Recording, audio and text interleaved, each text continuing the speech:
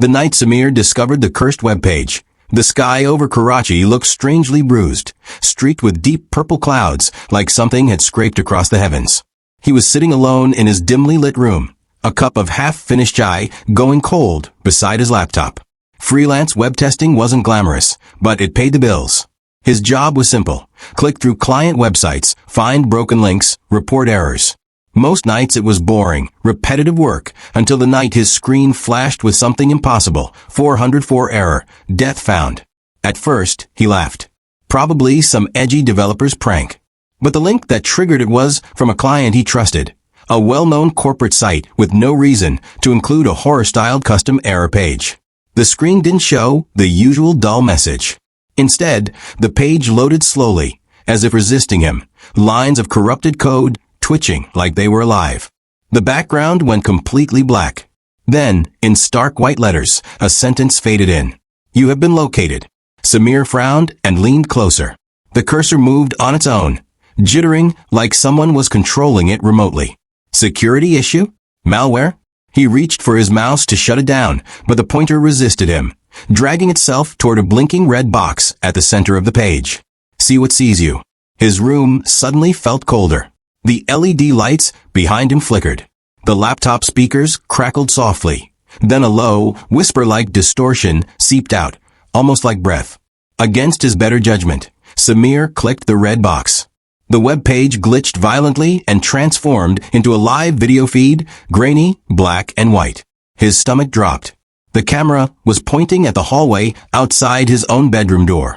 He could see the peeling paint, the hanging calendar, the mess of shoes, all exactly as it was. Except for one thing. A tall, motionless figure stood in the hallway, facing his room. Its head was tilted slightly, as if listening.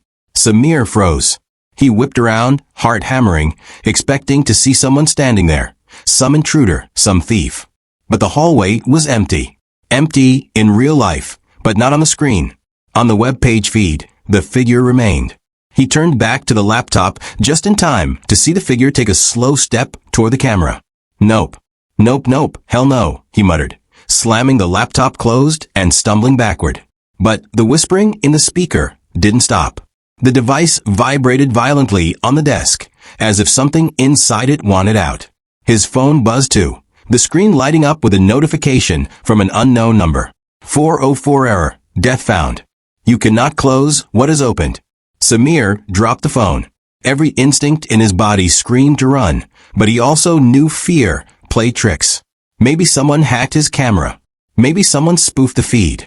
But deep down, something darker churned. A primal dread telling him that what he saw wasn't a person. It wasn't human. Gathering courage, he opened the laptop again. This time the live feed showed his room from behind him. He swallowed hard. The camera angle was impossible. The room had no webcam facing that direction. Yet the feed clearly showed his back, his chair, his trembling hands, and a shadow standing directly behind him. A long, stretched figure with a distorted torso, its limbs thin and wrong, as if drawn rather than formed. Samir jerked around again. Nothing. But the air felt thicker, like someone unseen took up space in the room. The web page text began typing on its own. The error you found was not meant for the living. Before he could process that, all the power in the room cut out. The laptop alone remained glowing. Soft footsteps echoed from the hallway. Slow, deliberate dragging. Samir grabbed his keys and ran. But the world outside wasn't safe either. Every streetlight he passed flickered, glitching like his screen. His phone rang nonstop, vibrating in his pocket like a heart about to burst. He didn't answer. He just kept running until he reached the police station. Inside, breathless, he tried explaining everything. The officers exchanged looks, some confused, some amused. Still, protocol was protocol. One officer followed him home to investigate. When they arrived, the door to Samir's apartment was wide open. The officer stepped inside cautiously. Samir stayed close behind, shaking. The apartment was dark except for the faint glow coming from his laptop on the desk, still open, still running. The officer approached it. "What the hell?" he whispered. The laptop screen showed two people, Samir and the officer standing in the doorway, seen from inside the room, from a perspective directly in front of them. But the camera source was nowhere to be found. The officer raised his flashlight, sweeping the room. Anyone here? Show yourself. The light flickered. Something shifted in the far corner. A tall, twisted silhouette stretched up the wall like a smear of shadow ink. Before either man could react, the shadow lunged forward, swallowing the flashlight beam in darkness. The officer screamed and fired his weapon, but the bullets did nothing.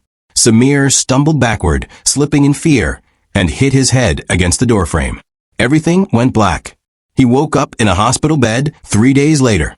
Doctors told him the officer who entered his apartment with him was missing, vanished, without a trace.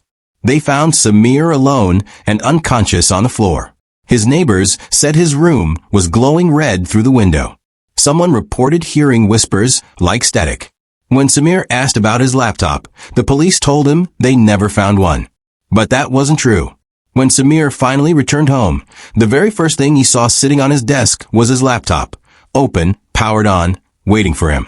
The screen displayed a new message. Welcome back. Error fixed. Death delivered. Your turn. His reflection in the dark screen wasn't his own. It smiled. Samir ran again. No one ever saw him after that night. But sometimes, late at night, people browsing random websites say they encounter a strange glitch, not quite a normal 404 page. A black screen. A red box. A whisper through their speakers. And a message. 404 error. Death found. You have been located.